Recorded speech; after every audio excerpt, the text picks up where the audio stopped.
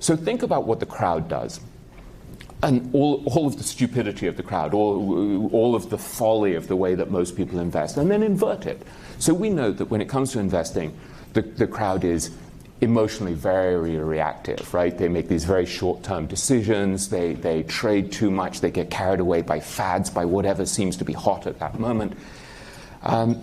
They're listening to market predictions, for example, a great deal. And there was a wonderful line from Marty Whitman who said that market prediction is the last refuge of the incompetent. We know that market prediction really doesn't work. We know that you're not going to be able to figure out when the market's going up, when interest rates are going up. And yet so many people spend their time being yanked around emotionally and intellectually by watching the latest news on CNBC and the like.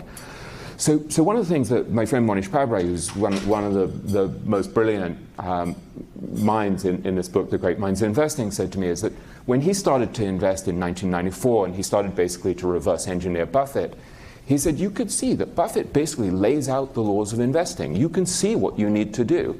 And he said he would look around and no mutual fund managers and no hedge fund managers were doing this. And he said, he was like, what a country. He said, it's like an entire generation of physicists saying that gravity doesn't exist. So this became his great opportunity, was to say, all right, if no one else is going to do it, he's like, if no one else will do it, the Indian guy will do it.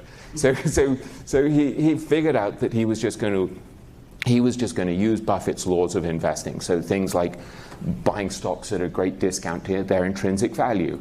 As he put it at one point to me, he said, rule number one, extreme patience. So if everyone else is being very short term, exercise extreme patience. Regard the market as your